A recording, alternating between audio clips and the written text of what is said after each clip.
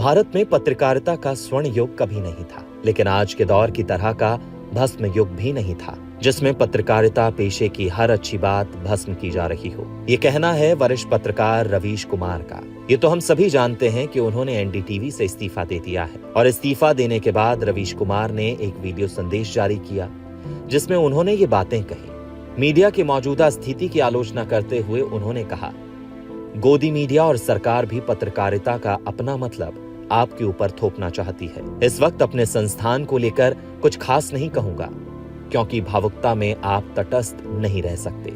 NDTV में 26-27 साल गुजारे हैं। कई शानदार यादें हैं एनडीटीवी में, जो अब किस्से सुनाने के काम आएंगी। आपको बता दें कि एनडीटीवी ग्रुप की प्रेसिडेंट सुपर्णा सिंह की तरफ से वहां के कर्मचारियों को एक मेल भेजा गया। इस मेल में लिखा था, रवीश ने एनडीटीवी से इस्तीफा दे दिया है और कंपनी ने उनका इस्तीफा तुरंत प्रभाव से लागू करने की गुजारिश को स्वीकार कर लिया है। रवीश कुमार का इस्तीफा प्रणय रॉय और राधिका रॉय के आरआरपीआर होल्डिंग प्राइवेट लिमिटेड के डायरेक्टर के पद से इस्तीफा देने के एक दिन बाद आया। किसी भी इंसान के लिए उस संस्थान को कई सालों के बाद छोड़ना, वो भी ऐसे हालातों में, भावुक कर देता है। ऐसा ही रवीश कुमार के साथ भी हुआ। इस्तीफे के बाद रवीश ने जो वीडियो संदेश जारी किया, उसमें उन्होंने कहा, मुझे सबसे कुछ ना कुछ मिला है, मैं सबका आभारी हूँ। एक का जिक्र करके बाकी को छोड़ना न्याय नहीं होगा। बेटी विदा होती है तो वो दूर तक पीछे मुड़कर अपने मायके को देखती है। मैं उसी स्थिति में हूँ। बहुत सारे लोग रवीश कुमार को जानते हैं, उनके चरित्र, उनके व्यक्तित्व को जानते हैं, लेकिन कुछ लोग जो उन्हें पूरी तरीके से नहीं जानते, उन्हें हम बताते हैं कि आखिर कौन है रवीश कुमार। रवीश कुमार एनडीटीवी समाचार नेटवर्क के हिंदी समाचार चैनल एनडीटीवी इंडिया में संपादक थे। रवीश चैनल के प्रमुख कार्यक्रमों जैसे हम लोग और रवीश की रिपोर्ट के होस्ट रहे। ये दोनों कार्यक्रम काफी लोकप्रिय रहे हैं। रवीश कुमार का प्राइम टाइम शो देश की बात भी काफी लोकप्रिय कार्यक्रम रहा है। वो एनडीटीवी इंडिया के सबसे पॉपुलर चेहरों में से एक थे।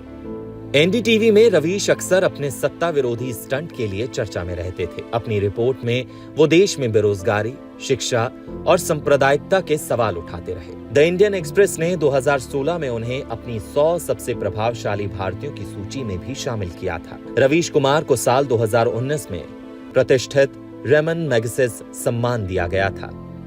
ये सम्मान एशिया में साहसिक और परिवर्तनकारी नेतृत्व के लिए दिया जाता है। अवार्ड देने वाले संस्थान ने कहा था, रवीश कुमार अपनी पत्रकारिता के जरिए उनकी आवाज को मुख्यधारा में ले आए, जिनकी हमेशा उपेक्षा की जाती है। रेमन मैगसेस संस्थान की ओर से कहा गया था कि अगर आप लोगों की आवाज बनते हैं तो आप पत्रकार हैं। अब सवाल पर वापस आते हैं कि आखिर रवीश कुमार को इस्तीफा क्यों देना पड़ा। जो लोग उन्हें यानी रवीश को फॉलो करते हैं, वो इसका जवाब बखूबी जानते हैं। रवीश हमेशा कहते हैं कि सवाल मौजूदा सरकार से होना चाहिए और सरकार को जनता के, पत्रकारों के सवालों के जवाब देने चाहिए। आपने उनकी वीडियोस में ये भी कहते हुए उन्हें सुना होगा कि मौजूदा सरकार अडानी को, अपने व्यापारी मित्रों को फायदा पहुंचाने में लगी है और आज के पत्रकारों और न्यूज चैनलों को वो किस नाम से पुकारते हैं, ये भी किसी से छिपा नहीं है, गोदी मीडिया। और अब वो संस्थान जिसमें रवीश ने कई साल गुजारे, वो संस्थान अब अडानी के हाथों में जा चुका है, जिस कारण उन्होंने इस्तीफा दिया।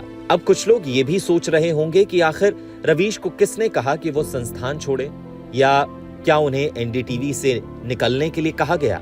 इसका जवाब है नहीं। रवीश को ये आभास था कि ये संस्थान अडानी के हाथों में आने के बाद उन्हें भी मौजूदा सरकार के गुण गाने या उसकी कमियों को ना उजागर करने के लिए दबाव बनाया जाएगा।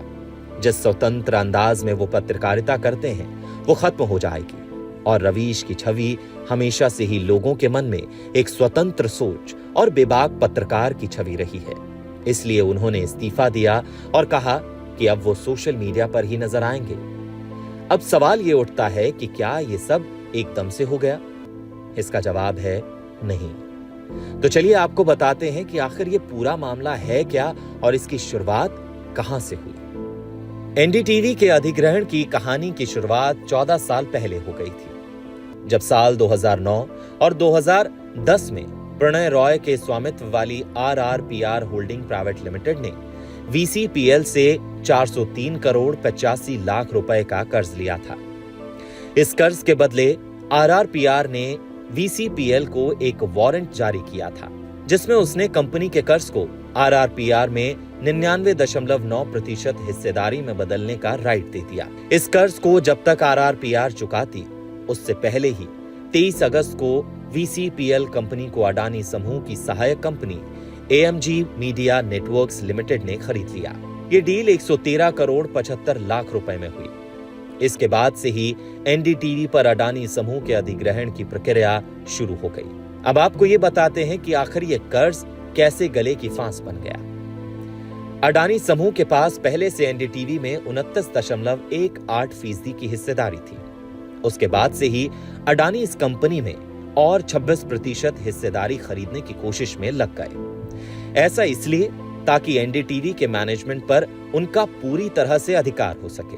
कंपनी ने इसे लेकर ओपन ऑफर पेश किया है। यह ऑफर 5 दिसंबर तक खुला रहा।